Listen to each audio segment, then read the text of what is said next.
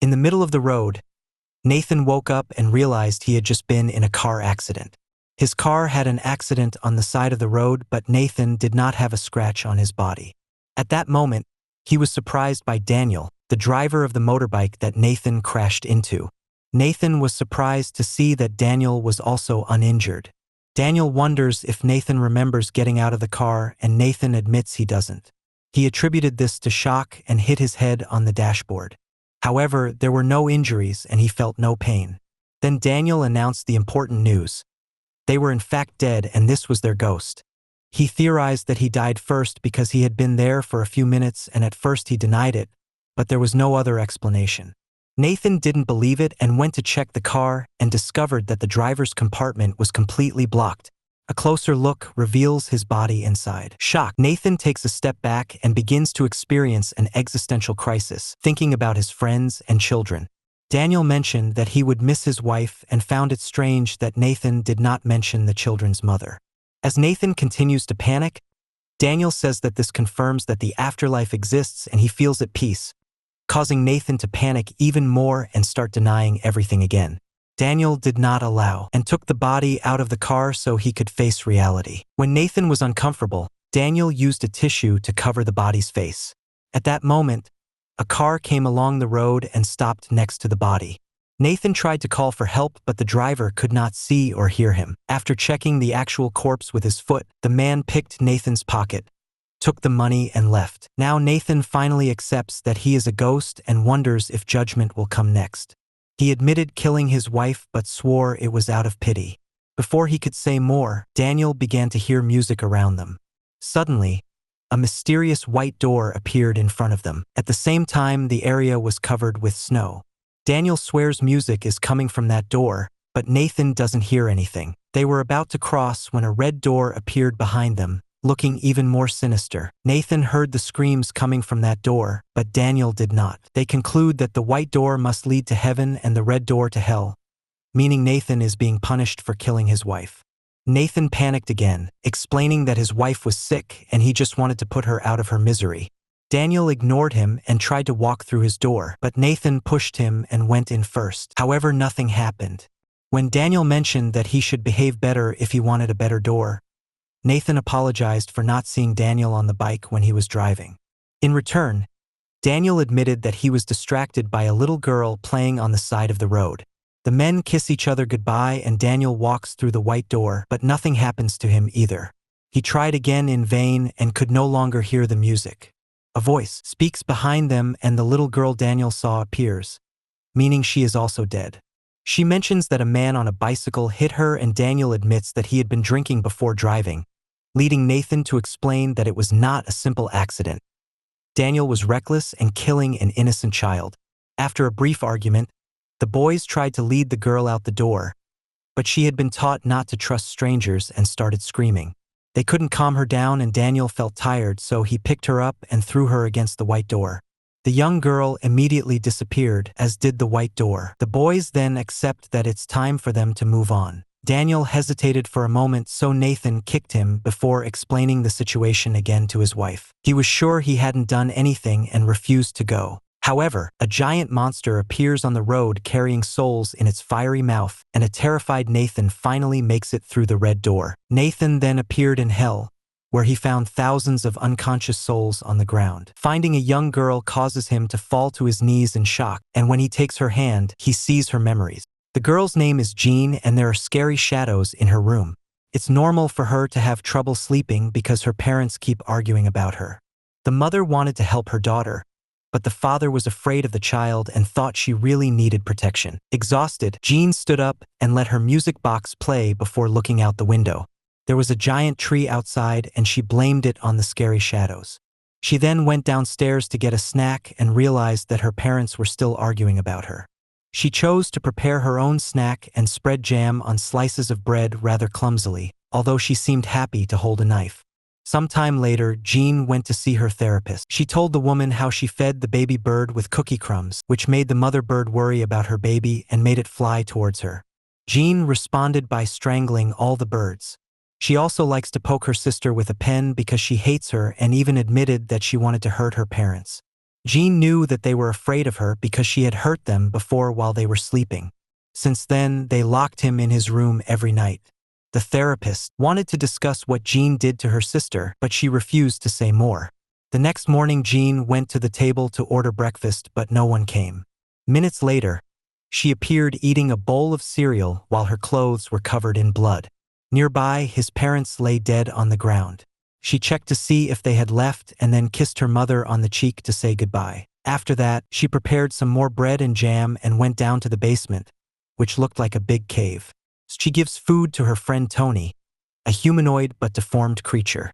Jean claimed that Tony killed her parents, but he denied it. While Tony ate, Jean told him that since his parents were dead, he could go upstairs and live with her. Now Tony wanders around the house and is amazed at the warm feeling of the sun, something he has never seen before. Jean took her into the bathroom and taught her how to use the bathtub while she applied makeup and wore her mother's jewelry. Once again, Tony was surprised at the feeling of clean water on his distorted skin. A while later, Tony puts on his father's clean clothes and Jean asks for his help moving the bodies. But first, Jean wanted to prepare a surprise to say goodbye. Using her imagination, Jean prepares a play that shows the audience the bodies of her parents. She tells the story of waking up without breakfast, imagining the audience laughing at her jokes. She then used a chain to drag Tony onto the stage, announcing that he was a murderer and would be executed. Tony once again denied killing anyone, explaining that he had no memory of their existence before appearing in the cave. Jean gets the crowd to vote for her execution and Tony is forced to stand on a stool to commit suicide. Afterwards, Tony hid his mother's body under the double bed, while Jean happily jumped on it, thinking about teasing her parents with a knife while they were sleeping. Soon Tony also hides his father's body and he realizes that he cannot see himself in the mirror, confirming that he represents Jean's dark side and that she killed her parents' brother last night. Since neither of them knew how to cook, they had cereal and bread with jam for lunch. At that moment, someone rang the bell and Jean opened the door to find the postman. He needed an adult to sign for the delivery, so Jean started calling Tony to no avail. The postman decided to inform him about the missed delivery and left. Jean then desperately looked for Tony but couldn't find him downstairs. As she ran, the macabre drawings she had made over the years appeared. Finally, she found Tony in her parents' bedroom, eating a corpse. She shouted to stop him as the door closed. Later, while her toys were burning, Jean visited her sister who was drawing a picture of the murder. Jean announced that Tony was hungry and took her sister into the kitchen, where she pushed her into the oven before turning it on. Jean then left the kitchen singing a cheerful tune as the darkness followed her through the walls. In hell, Nathan was disgusted with what he had just seen and crawled away. He finds a teenage girl and her mother, so he touches them. The mother's name is Julia and in her memory, she is trying to make tea while suppressing her feelings of depression. She called her daughter but did not answer. Then she noticed there were dried blood stains on the table. Trying to scratch it made her feel worse. Still in denial, Julia went into the bathroom to get her daughter's body out of the bloody bathtub. She continued to cry while Chloe was dragged around like a doll, and finally she was brought to the kitchen table. Julia serves him breakfast and talks about going on vacation together. A flashback to the previous morning shows Chloe in the bathtub trying to buy time. Julia walked in and reminded her to hurry up because she couldn't be late for school every day. After breakfast, Chloe kept hearing her mother arguing on the phone with her coworkers while staring at the knife. Memories of the abusers who harassed her at school haunted her, making her life miserable. A quick stab of the knife made Chloe's finger bleed and left a stain on the table. As she leaves, Chloe tries to explain that she can't take it anymore and wants to skip school. But Julia says that Chloe is new and just needs a little more time to make friends. Chloe even cried and called school a living hell, but Julia thought she was just a dramatic teenager. In the present, Chloe's body slides off the chair, and cats appear to lick the wound she erased herself. Julia shooed the animal away and put Chloe in the wheelchair, while ignoring her phone ringing. She suddenly breaks down and announces that they are going on a trip before running to her closet, where she gathers a few things while breaking down again. She then covers Chloe with a blanket and swears that she loves her even though she's not always there. Julia also announced that Chloe would no longer need to go to school and that she would homeschool her children. When Julia opened the front door to leave, she was shocked to find it blocked by a brick wall. This causes another flashback of Chloe trying to hide in the bathroom while the other girls keep calling her name and kicking at the door. Their threats forced Chloe to open the door, and they immediately pushed her against the mirror, insulting her before forcing her to her knees. The girls forced Chloe to lick their shoes while some of them film everything. Back in the present, it is revealed that the brick wall represents Julia's neighbor, who came to visit and thought she heard Julia screaming. Julia panicked and said they were on vacation and tried to end the conversation, but the neighbor noticed she was acting strangely and burst into the house, shocked to see Chloe's body. Moments later, Julia left with the body in the passenger seat. She cried as she described the day Chloe was born, promising to have a better life from now on. Julia continued to beg Chloe to answer her, and finally reality set in, so she finally closed her eyes. This distracted her and the car crashed into a tree.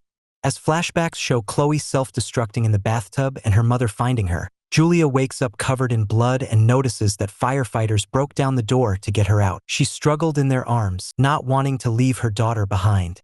As some firefighters pulled Julia from the car, others checked on Chloe and found her dead, assuming she died in the accident. Chloe was placed in a body bag, ignoring Julia's constant crying and pleading.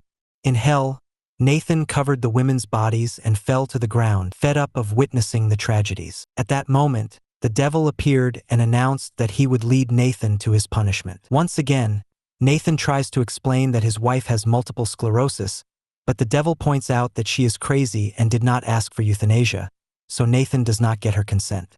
The devil then begins to guide Nathan to another area while explaining that the first stage of eternal damnation is semi-isolation, so that the souls can forget all memories of their past lives and become into pure souls of pain and despair. Nathan walked through another door and appeared in a dark room with other bodies lying still. The devil announced that the isolation would last 4,000 years, nothing compared to the suffering that would follow. As Nathan panics, the devil leaves and causes the entrance to disappear. Suddenly, a blanket moved and a corrupt soul named Billy stepped out.